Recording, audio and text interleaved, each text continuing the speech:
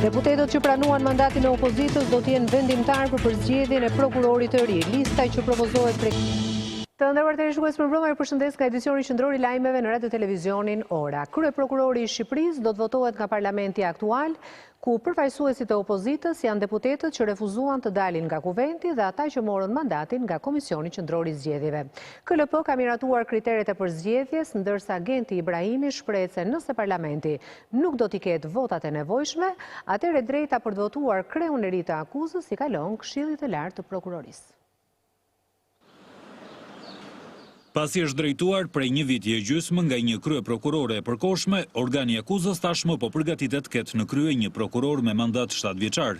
Këshilli i Lartë i Prokurorisë ka miratuar rregulloren dhe kriteret për përzgjedhjen e kandidatëve që janë ai profesional, moral, vlerësimi organizativ dhe elementet shtesë, përvojën në jetën akademike e titull shkencor. Fillimisht aplikantët do të vlerësohen prej KLP-s se më pas në votim në parlament, ku duhet të marrin votën e 84 deputetëve.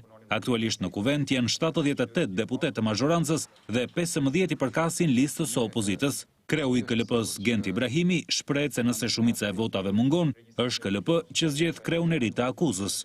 Ja dorëzojmë listën me 3 kandidatë kuvendit, pastaj kuvendi do duhet zgjedhë atë që kuvendi e quan më të pranueshëm, qoftë edhe treti në listë. Në kushtet e mungesës i shumicet posaçme në kuvend, prej 85 votash mos qofshe i gabuar, me gjas do t'i takoj Këshillit Lartë Prokurorisë të jetë vendimtar. Po në këtë mbledhje u përcaktuan edhe kriteret për kandidatët për spakun që do të përzgjidhen në bazë të një kriteri pikëzimi, ku antarët e KLP-s do të kenë një afat 6 javor për të filtruar kandidatët nga ana profesionale dhe brenda 2 javë pas përfundimit të afatit do të zhvillohet intervista me kandidatët e kualifikuar. Në këtë pikë Ibrahimi ngriti edhe një herë si shqetësim mungesën e kushteve të punës. Do ta bëjë detyrë të rëndësishme pa asnjë mbështetje administrative dhe financiare, por jemi detyruar të mbajmë përsipër kusuret e tjerëve dhe do ta bëjmë që të bëjmë këtë punë, jemi përgjegjës përballë opinionit publik, që është përgjegjësia më e madhe, kështu që kjo punë do të kryhet nga antarët. Sa i përket drejtuesit të spakut, ai do të jetë nga kandidatët e kualifikuar, ndërkohë që procesi do të monitorohet nga misionet e asistencës ndërkombëtare. Kryeprokurori Arta Marku u dha përgjigje kritikëve ndaj punës së saj, duke u kujtuar nga Vlora se prokurorët janë të pavarur në punën e tyre dhe janë ata që marrin përgjegjësitë për çdo dështim. Ndërsa e cilësoi Vlorën si qarkun me nivelin rekord të kriminalitetit, Marku shprehu rezerva për marrëdhëniet mes policisë dhe prokurorisë. Sipas Arta Markut, ky raport është në apati. Të ënën nga Durrësi, kryeprokuroria i kërkoi kuvendit të plotësojë vakumin ligjor për masa disiplinore ndaj prokurorëve, të cilët i cilësoi si jashtë kontrollit.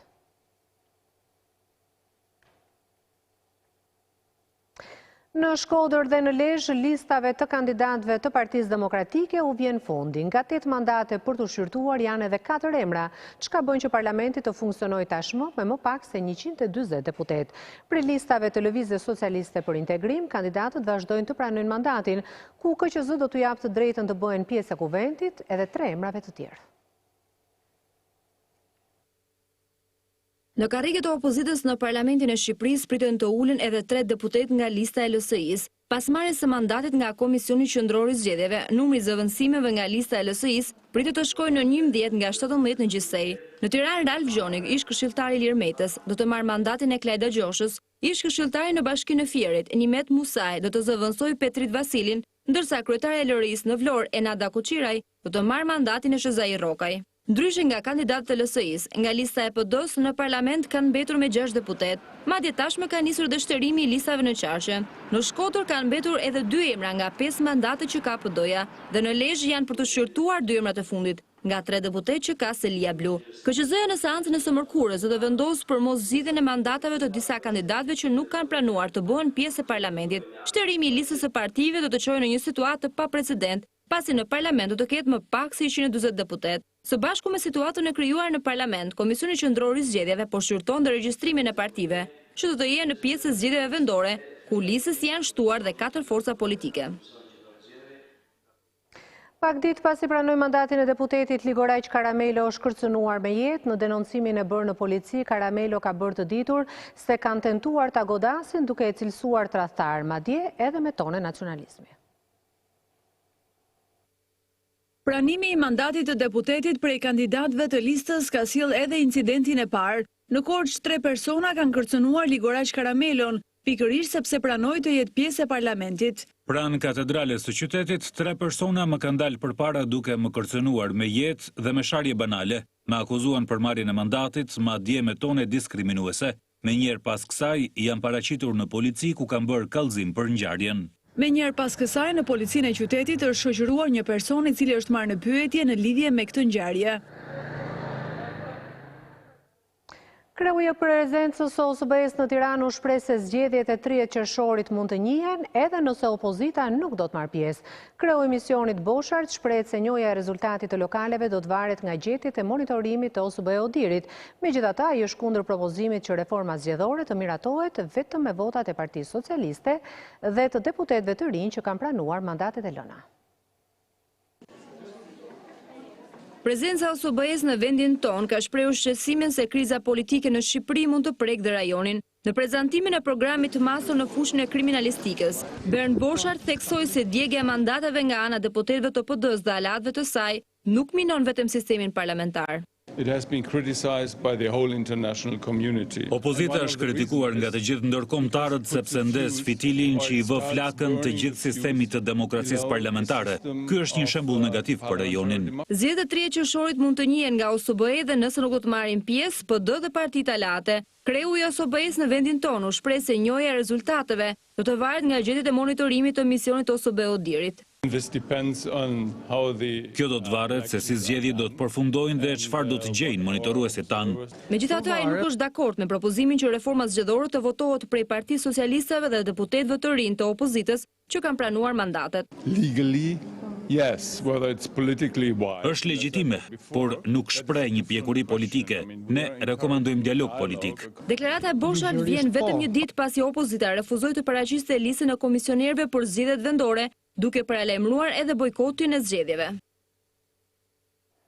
Opozita do të protestojë të njëjtën në orën 9:30 përpara Kuvendit të Shqipërisë, kur pritet të mbahet seanca e radhës.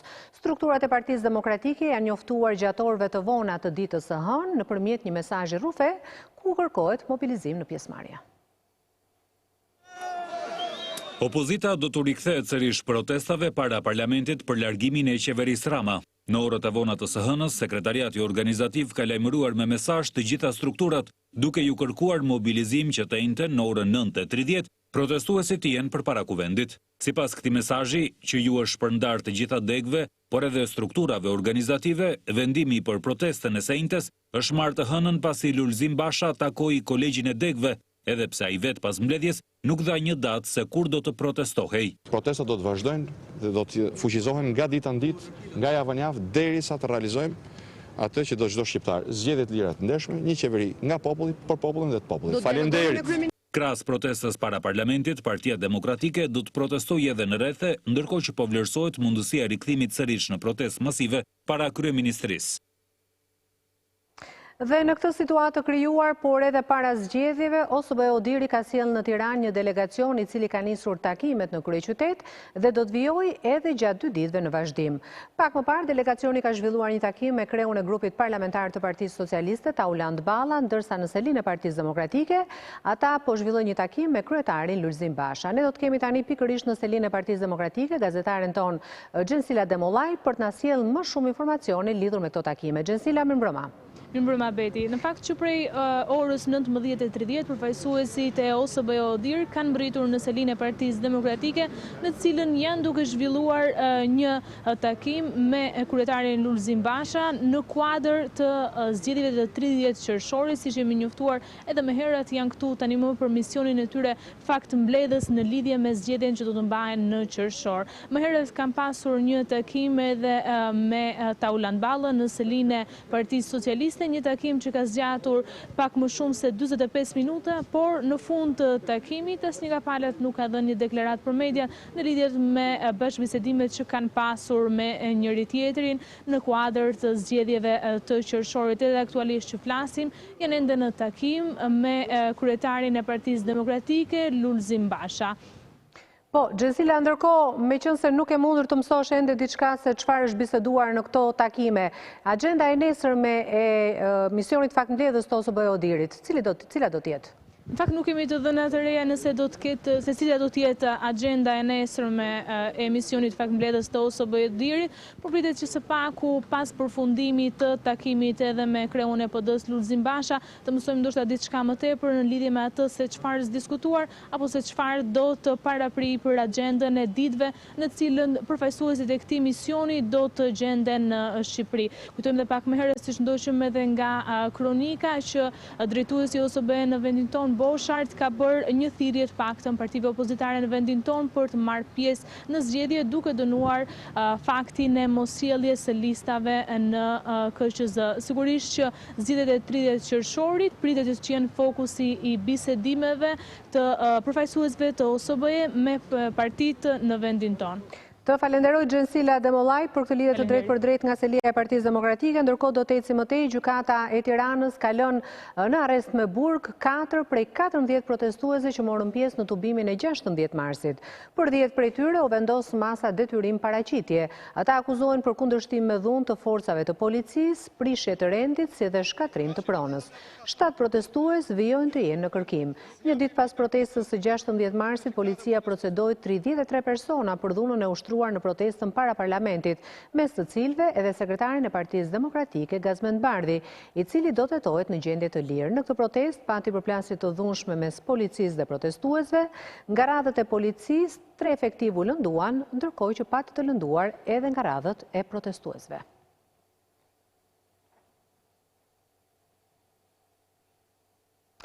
Një ditë pas vrasjes së 26 vjeçarit Jurgen Kurti, policia ka ngritur pistën e akmarrjes si motivin e mundshëm të krimit.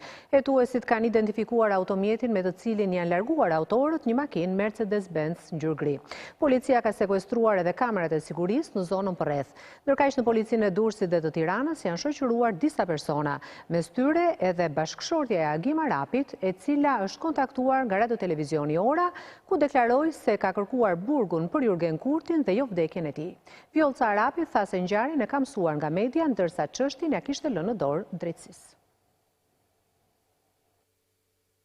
Në hyrje të këtij pallati mbrëmjen e të hënës është ekzekutuar me armë zjarri shtetasi Jurgen Kurti, 26 vjeç, i cili ka gjetur vdekjen një menjëhershme. Ndaj Kurtit janë qelluar 3 plumba, ndërsa policia e mbritur në vend ngjarje nisi menjëherë verifikimet për zbardhjen e autorëve të dyshuar të ngjarjes. Ekzekutimi i Teriut është kryer në momentin që ishte duke u kthyer në banesë pasi kishte dalë nga palestra, ndërsa autorët e kanë ndjekur nga kjo rrugë deri në shkallët e pallatit, ku më pas kanë qelluar me breshëri automatiku. Kurti është goditur nga 3 plumba, të cilët i shkaktuan vdekjen e menjëhershme, ndërsa në vendin e ngjarjes janë gjetur mbi 20 gëzhoje. Autorët e maskuar janë larguar me shpejtësi nga vendi i ngjarjes me një makinë Mercedes-Benz ngjyrë gri. Policia ka sekuestruar kamerat e sigurisë, ndërsa mësohet se ato nuk kanë ndihmuar shumë për zbardhjen e ngjarjes. Pista kryesore të cilën po heton policia është ajo e hakmarrjes. Viktima ishte i dyshuari për vrasjen e Agim Arapit në Durrës në vitin 2017. Për këtë, policia ka bërë shoqërimin e disa personave familjar të Arapit, ndërsa bashkëshortja e të ndjerit e kontaktuar nga radiotelevizioni Ora ka deklaruar se nuk ka lidhje me atentatin ndaj 26 vjeçarit. Ajo e akuzon të Jurgen Kurtin si një nga autorët e krimit, por atë e mori përsipër kujtim ekonomi, i cili u dënua me 5 vite burg. E kam mësuar ngjarjen përmes televizorit. Unë kam kërkuar burgun, drejtësinë, jo vdekjen e tij. Unë e kam akuzuar, por ja kisha lënë në dorë Zotit, pasi drejtësia dështoi që të bënte drejtësi.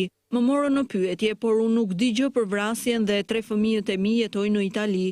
Viktima Jurgen Kurti është një personazh i njohur pasi në prill të vitit 2016 u arrestua për vrasjen e tatit, krim për të cilin fajtoru shpall daja i tij. Ngjarja në fjalë u regjistrua në të njëjtin pallat ku e ekzekutua mbrëm 26 vjeçari. Gjykata për krime të rënda kalon për gjykim dosje ndaj grupit të Abilajve, konkretisht gjykata mori të pandehur Mojsi Abilajn, Florian Abilajn, Armando Koçerin, Fatmir Minajn, Nezar Seitin, Sabaudin Çelën, Trigers Mezurajn, Maria Sulajn dhe Armando Sulajn. Ata akuzohen për trafik ndërkombëtar të lëndëve narkotike, grup të strukturuar kriminal si dhe kultivim të narkotikëve. Në Shqipëri është vetëm Armand Koçeri, ndërsa pjesa tjetër e grupit po gjykohet në Itali, po për trafik narkotikësh dhe grup kriminal. Seanca gjyqësore për vrasjen e Marvi Mihalit të shoqëruar me debatet e ashpra mes familjarëve të viktimës dhe 4 autorëve të krimit, prindrit e të akuzuarve si autor të dyshuar akuzojnë familjarët e Marvi Mihalit se u kanë kërkuar para si dëmshpërblim. Fakt ky që është mohuar nga këta të fundit. Nëna e Marvi Mihalit akuzoi prokurorin për lehtësimin e autorëve, ndërsa deklaroi se policia ka friksuar dëshmitarët. Seanca gjyqësore ku do të lexojë mbrojtja e 4 të akuzuarve për vrasjen e Marvi Mihalit u zhvillua mes tensionesh dhe akuzash mes familjarëve të rinjve të përfshirë në ngjarje. Gjatë fjalës së avokatëve, familjarët e palëve shkëmbyen akuza e debate në seancë. Të afërmit të arrestuarve pretenduan se prindërit e Marvi Mihalit në këmbim të faljes u kanë kërkuar dëmshpërblim 300.000 euro, por kjo akuzë është hedhur poshtë nga babai dhe nëna e të ndjerit. Përplasja vjoj edhe jashtë dyerve të gjykatës, por nëna e Marvi Mihalit akuzoi prokurorin për dënimin e lehtësuar të autorëve, ndërsa thanë se drejtori i policisë gjyqësore ka intimiduar dëshmitarët. Ky gjyq vendoset për të bërë drejtësi për Marvi Mihalin apo për t'i lehtësuar. Edhe prokurori tha Eugeni dënoi 18 vjet se ka lehtësi që është dorëzuar. S'është dorëzuar. E nxori ai, Artan Lulaj. E nxori ai ishte brenda. Siç i kanë ato ditë të tjerat që po bëjnë pushime në përishujt e Greqisë, kurse djali im po tretet në dhe. Unë do ta ndjek deri në një këtë çështje, por jam shumë e prekur nga shpifje të tilla. Ndërkohë që babai i një prej të akuzuarve, Tom Bitra, insistoi se familja e Mihalit ka kërkuar para. Fatkesisht, ai djali i tij që ka vdek Mihali, ka vdek për një ethike, jo për grushtave. Vinë edhe përparet sa problem se paska që ka drejta vetëm, kështu përparet ti morri. Por këtu kam dal për të drejtën dhe mos gënjejnë dhe mos bëjnë zhurmë atje në gjykat. Seanca u ndërprej nga gjyqtari i cili caktoi datën 26 mars për gjyqin e radhës. Një javë më parë, prokuroria kërkoi 24 vite burg për Devi Bitrën, 20 vite për Marcel Allën, 25 vite për Gridens Allën, ndërsa për Eugen Bitrajn 18 vite burg. Kolaudimi i automjeteve në Shqipëri mbetet monopol i cili nuk përmbush standardet. Autoriteti i konkurrencës ka ngritur shqetësimin se Ministria e Infrastrukturës nuk ka zbatuar vendimet të dhëna nga ky institucion në lidhje me këtë treg. Ndërkohë, kreu i Komisionit të Ekonomisë Ahmeta i kërkoi autoritetit të konkurrencës një hetim të thelluar në transportin ajror në këtë treg pasi ka një kosto të shtuar në xhepat e qytetarëve shqiptar. Nuk janë vetëm rrugët dhe aeroportet që janë lënë në arrest prej Ministrisë së Infrastrukturës dhe Energjisë. Belinda Balluku duket se nuk zbaton as rekomandimet e dhëna nga Autoriteti i Konkurrencës për sa i përket kolaudimit të automjeteve. Gjatë raportimit vjetor në Komisionin e Ekonomisë, kryetaria e këtij institucioni deklaroi se Ministria nuk ka marrë parasysh asnjë rekomandim mbi liberalizimin e tregut. Këto rekomandime nuk janë përmbushur. Në rastin e Ministrisë së Energjetikës, kemi kërkuar si në rastin e koncesionit të SGS-s, kemi dhënë një sër rekomandimesh pra për përmirësimin e kuadrit ligjor, pra rekomandimet të cilat i adresohen akteve ligjore apo në ligjore përkatëse, por cilat aktualisht pra nuk janë marrë në konsiderat dhe për cilat Komisioni i Konkurrencës pra i ka përsëritur pikërisht kresat e saj kundrejt, domethënë pra institucioneve përkatëse. Madje edhe kryetari i Komisionit të Ekonomisë Arben Ahmetaj është shprehur i shqetësuar për mungesën e reagimit. Koncesioni i kolaudimit të makinave është turp. Ju keni marrë një qëndrim i drejtë. Keni vendosur një gjop e drejtë. Praktika ka ndryshuar? Në komision u ngrit si shqetësim edhe fakti se transporti ajror në Shqipëri është më i shtrenjti në rajon. Kreu i Komisionit të Ekonomisë i kërkoi autoritetit që të thellojë hetimet në këtë sektor, i cili i sjell qytetarëve një dëm të konsiderueshëm. Dëmi i konsumatorit shqiptar mund të shkojë deri në 200 milionë euro. Për shkak të çmimit të biletave. Çfarë bëjmë ne? Çfarë bën autoriteti? Pastaj kuptohet çfarë bën administrata e të tjera. Në total, gjatë 2018-s, autoriteti i konkurrencës ka vendosur gjoba që arrin në 269 milion lek ndaj kompanive që kanë shkelur konkurrencën. Pavarësisht të fluksit të lartë të ndërtimeve në kryeqytet ka pasur një rritje të fortë të çmimit të apartamenteve që janë në ndërtim. Vlera arrin deri në 3.500 euro metri katror në qendër të kryeqytetit. Agjentët imobiliare shpjegojnë situatën me rritjen e cilësisë të ndërtimeve, por pavarësisht kërkesave të pakta, ndërtuesit nuk pranojnë të ulin çmimet. Lejet e ndërtimit në kryeqytet janë trefishuar, por edhe pse ka një bumë pallatesh, kjo nuk është shoqëruar me uljen e çmimit të apartamenteve. Përkundrezi, në Tiranë vlera e tyre vlerësohet që të jetë ndër më të lartat në rajon, madje në zonën e qendrës çmimi arrin deri në 3.500 euro metri katror. Inxhinieria Gjeni Jahja shpjegon se janë vetë kompanitë që nuk pranojnë të tolerojnë shitje. Realisht jemi domethënë në nivelet të krahasueshme edhe me rajonin. Jemi në shitje po. Në rrugën e Kavajës është një ndërtim shumë i madh, kompleks i madh. Në blok presim një ndërtim shumë të madh, në cili mendojmë që do të jetë shumë i bukur, por në çmimet kanë dalë në çmime. Disa nga ato kanë dalë në çmime, disa prej tyre nuk kanë dalë akoma në çmime shitje. Dhe çmimet janë relativisht të larta. Për Leftersilën, rritja e çmimeve konstatohet sidomos në ndërtimet e reja, e lidhur kjo direkt me standardet e larta që ato ofrojnë. Sipas tij, çmimet në këto ndërtime janë rritur me rreth 40%. Çmimet në fakt janë 30 deri 40% më të larta se pallatet e mëparshme që janë ndërtuar në njëjtin vend. Por duke qenë se kërkesa është e pakët, edhe transaksionet janë më të pakta. Koha do të tregoj pastaj se si do të shkojë. Pas 2-3 vjetësh do të shohim që do krijohet në një stok apo do jetë shitur të gjitha. Megjithatë, duke parë se shitjet janë në nivele të ulta, ekspertët nuk përjashtojnë mundësinë që çmimet të shkojnë në ulje në një periudhë afatmesme. Tendenca e çmimeve të larta duket se nuk është e njëjta në rrethe, ku është konstatuar tkurrje e popullsisë. Kreu i Parlamentit anglez i ka njoftuar kabinetit qeverisë se